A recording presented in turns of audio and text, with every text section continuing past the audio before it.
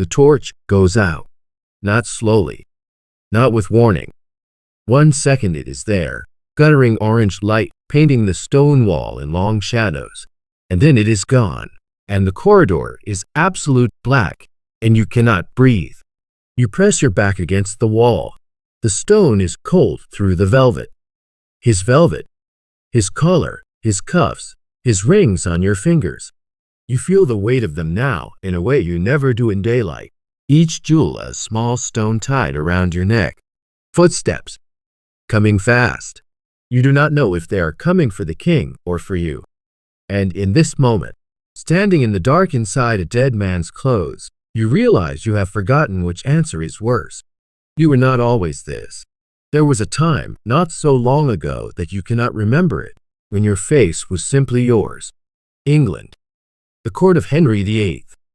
The year is heavy with politics you do not fully understand and do not need to. What you understand is simpler. The king is large, loud, dangerous, and his face, by some accident of God's making, is your face.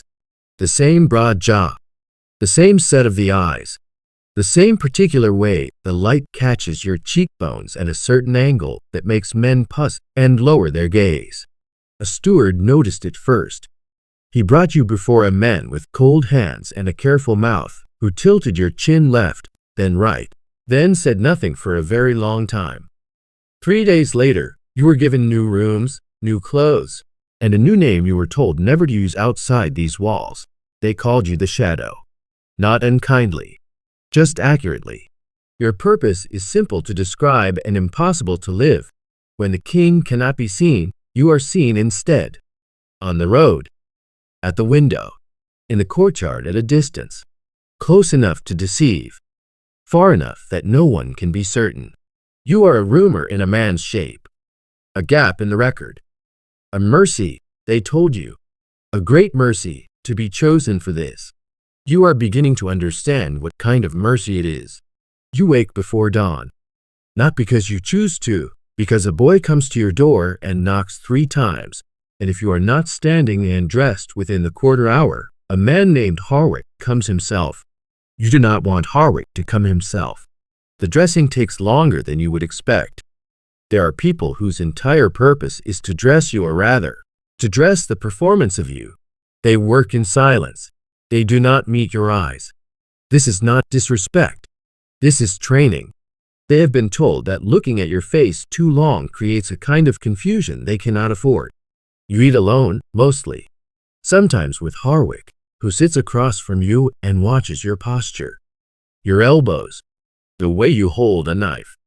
The king holds his knife a particular way, grip tight, wrist straight, and you have been practicing this for 4 months and still sometimes forget.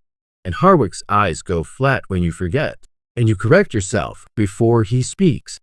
In the mornings, they rehearse you. How the king walks. The weight he puts into each step, not arrogance, exactly, but a kind of gravitational certainty, as though the floor is fortunate to receive him. You practice this in a room with mirrors and 2 instructors who correct you without warmth. You are a bad copy being made into a good one. This is not a comfortable thing to know about yourself. There are rules. There are always rules. You do not speak to courtiers, except to nod. You do not enter the king's private chambers. You do not allow anyone to touch you, not your arm, not your shoulder, because fabric and proximity reveal what distance conceals. You do not laugh. The king laughs a particular way, enormous and sudden, and you have not yet learned it convincingly enough to risk it in company. You do not write letters. You do not send word to your family.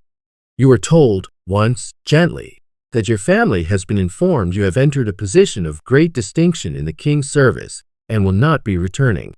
This was said as though it were good news. You received it as though it were.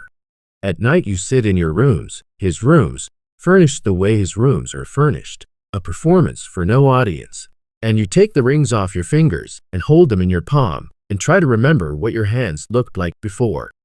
You cannot always. That frightens you more than Harwick does.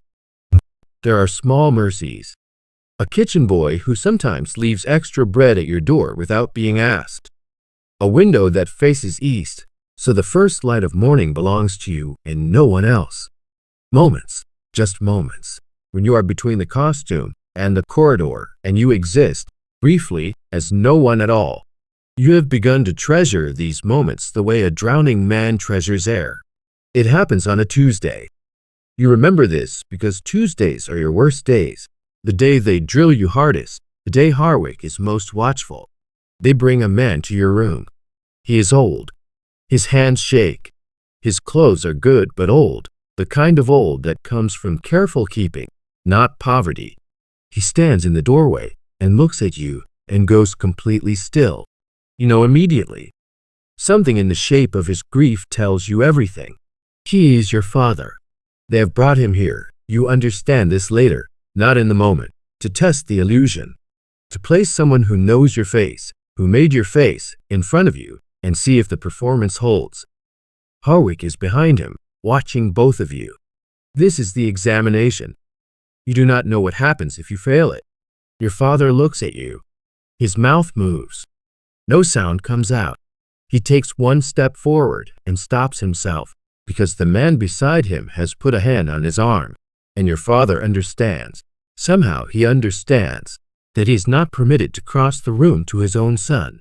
You look at him and you sit very still and you do not move and you do not speak because Harwick is watching, because you do not know what failing means, because 4 months of practice has built something in you, a wall or a habit or a kind of death that holds you in the chair when every other part of you wants to stand.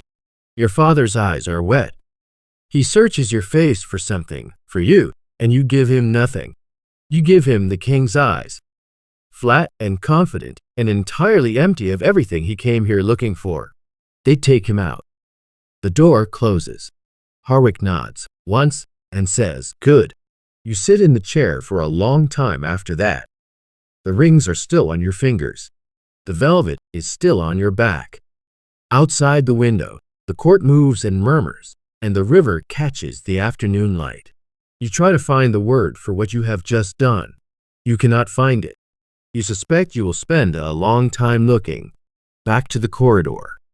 Back to the darkness where we began. The footsteps slow. Lantern light bleeds around a corner. A guard. No threat. Just a man doing his rounds.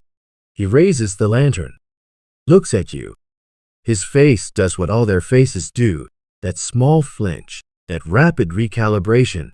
That moment of confusion dissolving into deference. He lowers his head. Steps aside. You walk past him. Not because you are the king, but because you have learned, perfectly and completely, how to be mistaken for him.